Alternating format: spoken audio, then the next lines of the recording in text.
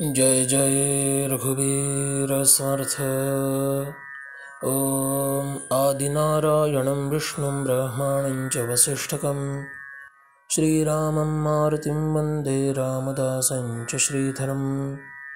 नमः शान्ताय दिव्याय सत्यधर्मस्वरूपिणे स्वानन्दामृततृप्ताय श्रीधराय नमो नमः। गुरुर्ब्रह्मा गुरुर्विष्णुर्गुरुर्देवो महेश्वरः गुरुः साक्षात् परं ब्रह्म तस्मै श्रीगुरवे नमः। जय जय रघुवीर समर्थ। ओम। सर्वप्रथम मैं सभी श्रोताजनों को वंदन करता हूँ और सद्गुरु भगवान श्रीधर स्वामी महाराज के दिव्य चरित्र का कथन आपके सामने प्रस्तुत करता हूँ। पिछले प्रवचन में हमने श्रीधर बुआ की आध्यात्मिक प्रगति की ओर संकेत किया था। जिस गति से वे आध्यात्मिक उन्नति की दिशा में आगे बढ़ रहे थे, उनकी ध्यान धारणा, उनका अंतर्भाव, उनकी एकाग्रता और उसके प्रभाव से उन्होंने प्राप्त की हुई मनःशांति, निश्चय, तेजस्विता, इन सब पर हमने प्रकाश डाला था। लेकिन इसका परिणाम क्या हुआ, यह बात आज हम देखेंगे।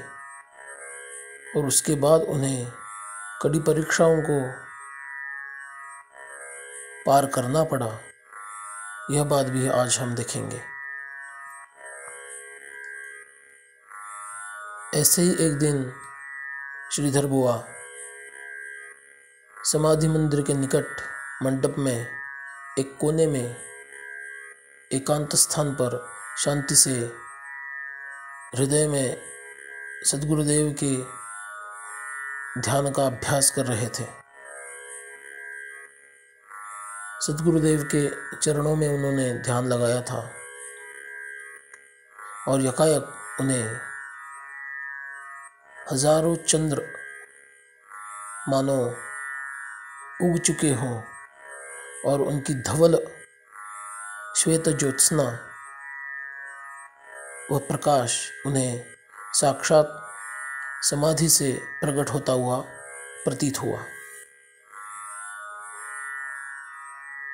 यह आभास है या सत्य है, ये जानने के लिए उन्होंने अपनी आंखें खोली तो उन्हें साक्षात समाधि से ही यह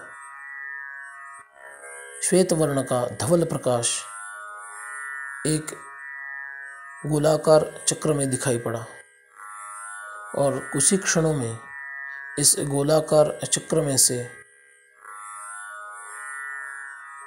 तेजस रूप धारण किए हुए अत्यंत स्मितहास्य मुख पर खिला है ऐसे दिव्य देहधारी सद्गुरु समर्थ रामदास स्वामी प्रकट हुए।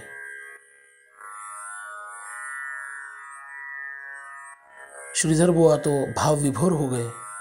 सद्गुरुदेव को वो देखते ही रह गए, उन्हें कुछ भी नहीं सूझा। और यकायक श्री समर्थ रामदास स्वामी आगे आए और उन्होंने प्रेम से उनके मस्तक पर अपना दाहिना हाथ धर दिया और तत्वमसि का बोध उनके कानों में किया। तत्वमसि एक महावाक्य है जिसमें वह ब्रह्म तुम ही हो, यह बोध सद्गुरुदेव अपने आध्यात्मिक चेतना शक्ति के साथ संक्रमित करते हैं।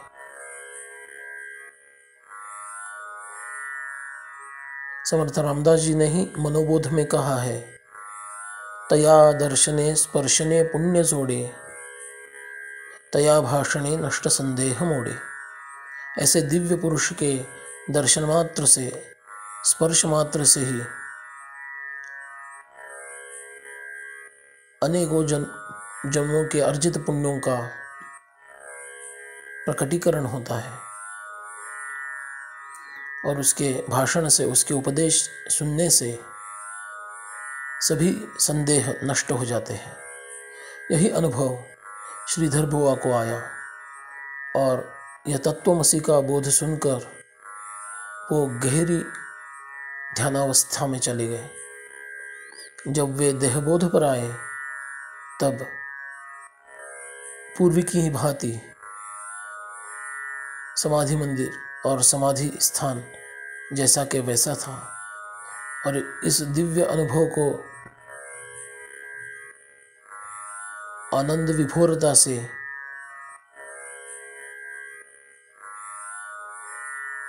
देखते हुए और सभी स्थानों में वही समर्थ रामदास से ये भाव धारण किए हुए श्रीधर बुआ अपने अगले कर्म के लिए, अपनी सेवा के लिए प्रस्तुत हुए। ऐसे दिन बीतते गए।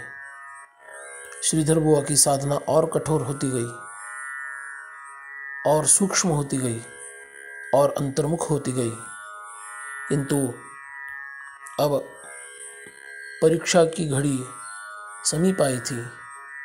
उनसे बड़ा स्नेह रखने वाले, मित्रवत आचरण करने वाले मंत्री नाम के व्यवस्थापक अब सज्जनगढ़ छोड़ के निकल गए और उनके स्थान पर जठार नाम के एक आरक्षी अधिकारी अर्थात पुलिस ऑफिसर वहाँ पर आ गए। और ये कम था कि कृष्णाबाई नाम की और एक महिला भी वहाँ पर रसोइया का काम करने के लिए पहुँच गई। इन दोनों को श्रीधर बुआ फूटी आग भी नहीं सुहाते थे। सदैव इनके प्रति ये दुर्भाव रखते थे। उनका ये सब साधन, ये तपस्या, ये वैराग्य, ये शांति, ये प्रेम भाव, सेवा में तत्परता, ये सब ढोंग है और श्रीधर एक बड़े ही दुर्भाव वाले चोर उच्चक्कों जैसे है, ऐसी भावना इन दोनों की रहती थी। और जो भी कोई व्यक्ति उन्हें दिखता उनके सामने ही इनका अपमान कर देते और ए चोर, ए डाकू, ऐसी बातें करते थे। किंतु श्रीधर समर्थ स्वामी के दर्शन के बाद इतने शांत हुए थे, उनके अंदर प्रेम की लहरें उठती थी, इसलिए वे शांति से ये सब बातें सुन लेते थे। धीरे धीरे इन दुष्टों ने इनका मंदिर जाना बंद करवा दिया। समाधि मंदिर में नहीं जाना, पूजा अर्चा में भाग नहीं लेना, समर्थ रामदास जी के मठ में जाना बंद कर दिया। इनसे सेवाएं तो सब लेते थे, शरीर कष्ट वाली सभी सेवाएं इनसे करवाते थे। पानी भरना हो या गोबर से लीपना हो या भोजन बनाने के समय जो भी कुछ सहायता आवश्यक है वो हो, कपड़े धोना हो, झाड़ू पोछा करना हो, बर्तन मांजना हो, ये सभी सेवाएं उनसे लेते थे। किंतु समाधि मंदिर में जाना बंद, मठ में जाना बंद, उपासना के लिए बैठना बंद, दासबोध पढ़ने या सुनने के लिए जाना बंद, और बाद में तो इन्होंने इनकी भिक्षा भी बंद करवा दी। फिर भी श्रीधर बुआ शांति से ये सब सह रहे थे, क्योंकि उनका एक ही भाव था कि यहाँ पर और वैसे भी पूरे ब्रह्मांड में सद्गुरु समर्थ रामदास जी की ही सत्ता है। यदि उनकी ही सत्ता है तो ये लोग जो कर रहे हैं वे उनके इच्छा से ही कर रहे हैं, इसलिए उन्हें कोई आपत्ति नहीं थी। हाँ, पीड़ा उन्हें तो बहुत होती थी, तो वो प्रदक्षिणा मार्ग में पीछे की जगह आकर जहाँ से एक झरोका था वहाँ से दूर से समाधि दृष्टिगोचर होती थी। वहाँ पे रुककर एकांत में वो सद्गुरुदेव का स्मरण चिंतन करते और प्रार्थना करते कि हे गुरुदेव, आप मुझे मेरी त्रुटि बताइए, मेरी गलती बताइए। ये जो सब कर रहे हैं ये आपके सत्ता से ही कर रहे हैं, इसलिए इनमें कोई दोष नहीं है। आपकी इच्छा से यह सब हो रहा है।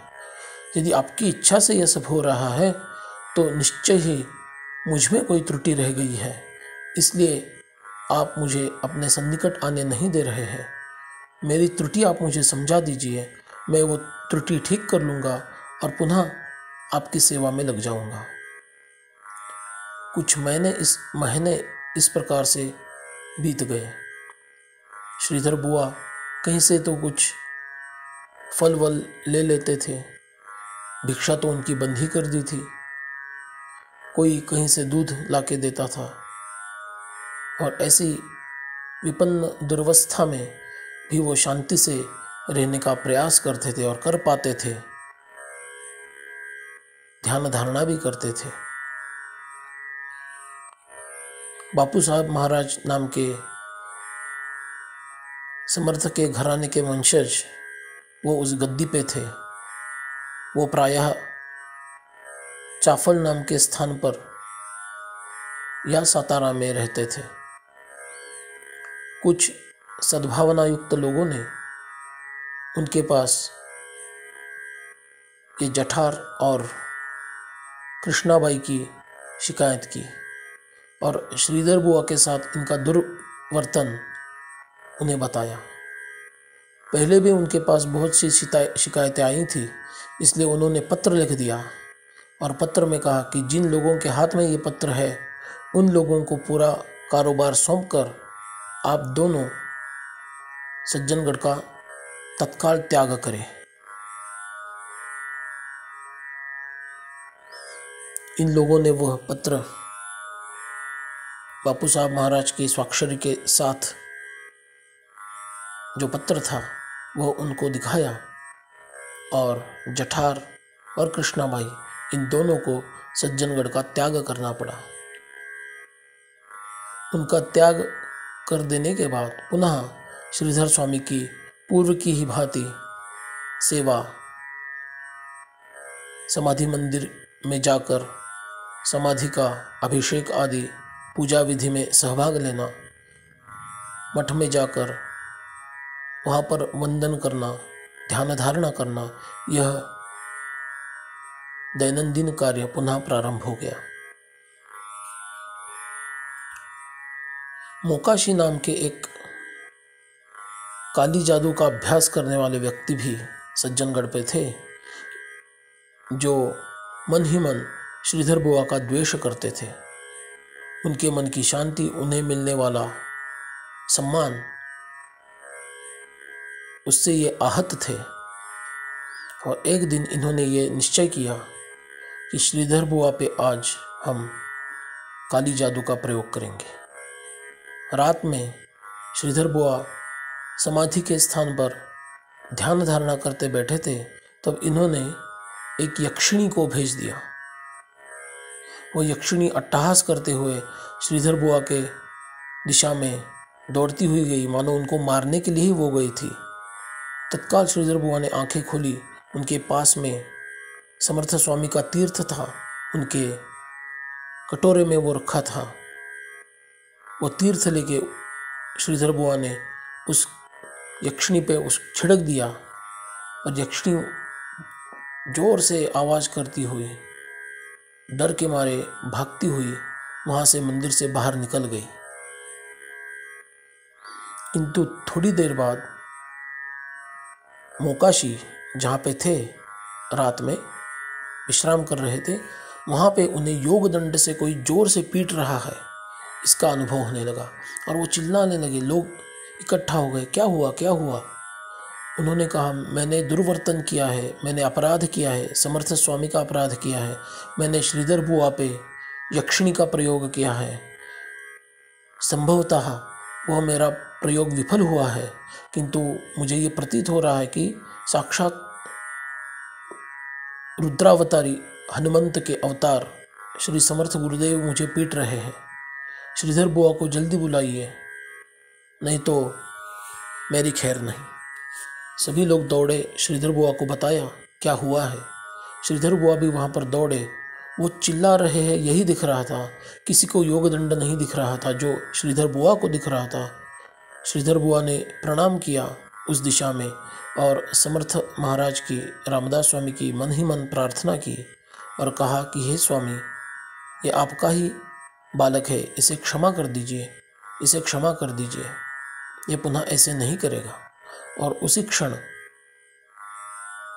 मोकाशी को पीटा जाना बंद हो गया। मोकाशी दौड़ते हुए श्रीधर बुआ के चरण में आकर गिर गया और बोला कि आप ही के कारण मेरी आज रक्षा हुई है, अन्यथा मुझे पता नहीं समर्थ रामदास स्वामी मेरा क्या कर देते। श्रीधर स्वामी ने प्रेम से कहा कि इसके आगे ऐसा दुर्भाव छोड़ दो, ये काली विद्या छोड़ दो और श्री राम जय जय राम इस मंत्र का जाप करते हुए समर्थ गुरुदेव की सेवा में लग जाओ। इसके आगे क्या घटनाएं घटी ये हम अगले प्रवचन में देखेंगे। आज यहीं पे विश्राम लेते हैं। सभी श्रोताओं को मैं सादर वंदन करता हूँ और मेरी वाणी को विराम देता हूँ। जय जय रघुवीर समर्थ।